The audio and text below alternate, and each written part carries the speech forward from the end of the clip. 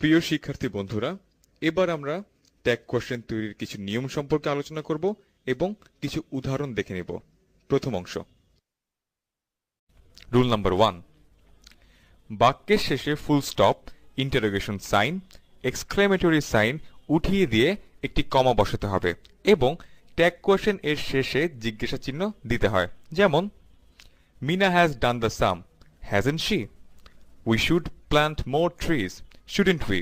আমরা দেখতে পাচ্ছি এখানে আমরা সেন্টেন্সের শেষে কমা বসিয়েছি এবং ট্যাগ কোশ্চেনের শেষে প্রশ্নবোধক চিহ্ন বা ইন্টারোগেশন সাইন বসিয়েছি। রুল নাম্বার 2, বাক্যের মধ্যে যদি অক্সিলিয়ারি ভার্ব বা অপারেটর থাকে তবে তা নিম্নোক্তভাবে পরিবর্তিত হবে।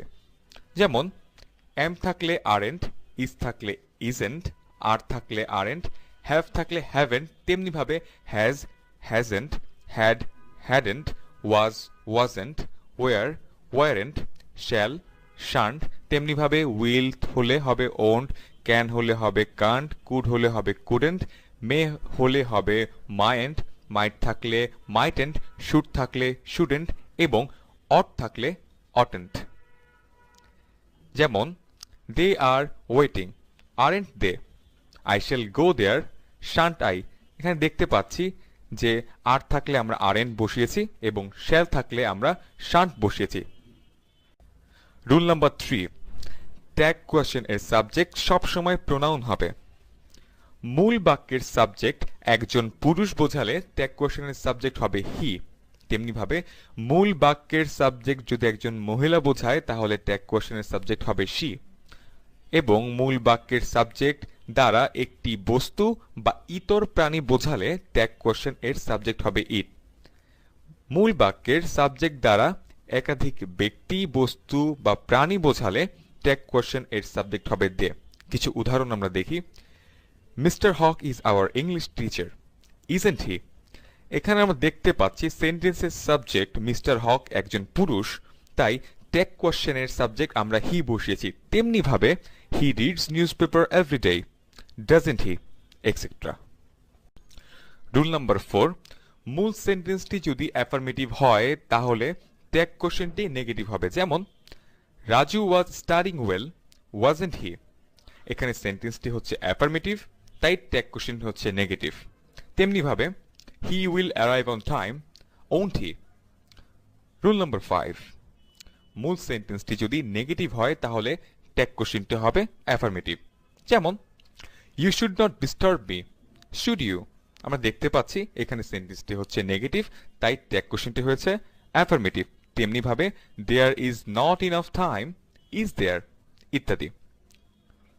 রুল নম্বর 6, রিকোয়েস্ট বাচক বা ইম্পারেটিভ বাক্যে সাধারণত can you, can't you, could you, couldn't you, will you, won't you, would you শব্দগুলো ট্যাগ কোয়েশ্চেনে বসে। যেমন, please help me, can't you? এখানে প্লিজ হেল্প মি একটি ইম্পারেটিভ বা রিকোয়েস্ট বাচক বাক্য বা সেন্টেন্স, তাই আমরা এখানে কান্ট ইউ বসিয়েছি। তেমনিভাবে don't disturb me please, would you অথবা উইল ইউ, ইত্যাদি। রুল নাম্বার 7, অর্ডার অ্যাডভাইস সূচক ইম্পারেটিভ বাক্যে ট্যাগ হিসেবে উইল ইউ অথবা ওন্ট ইউ ব্যবহৃত হয়। যেমন, do not run in the rain, will you? Keep silent here, won't you? ইত্যাদি। রুল নাম্বার 8, লেট আস অথবা লেটস দ্বারা পরামর্শ অথবা প্রস্তাব বোঝালে ট্যাগ হিসেবে শ্যাল উই ব্যবহৃত হয়। যেমন, লেট আস অথবা let's go there, shall we? কিন্তু লেট দ্বারা প্রস্তাব না বোঝালে ইম্পারেটিভ সেন্টেন্সের নিয়ম অনুসারে ট্যাগ করতে হয়। যেমন, let them go, will you? এখানে দেখতে পাচ্ছি লেট আছে কিন্তু লেট দ্বারা কিন্তু কোনো প্রস্তাব বা পরামর্শ বোঝাচ্ছে না, তাই আমরা শ্যাল উই এর পরিবর্তে উইল ইউ কথাটি ব্যবহার করেছি।